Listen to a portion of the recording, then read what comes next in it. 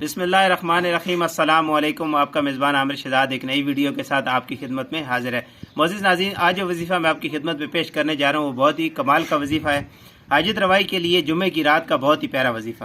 اگر کوئی ایسی جائز حاجت جس کی جلدی پوری ہونے کی کوئی خواہش رکھتا ہو، جس کے بارے میں وہ بہت زیادہ چاہیے کہ وہ جمعے کی رات کو نماز عشاء کے بعد 4 رکعت نفل نماز اس طرح سے پڑھے کہ ہر رکعت میں سورہ فاتحہ کے بعد 21 مرتبہ یہ آیت کریمہ پڑھے۔ آیت کریمہ یہ ہے، لا الہ الا انت سبحانک انی کنت من الظالمین۔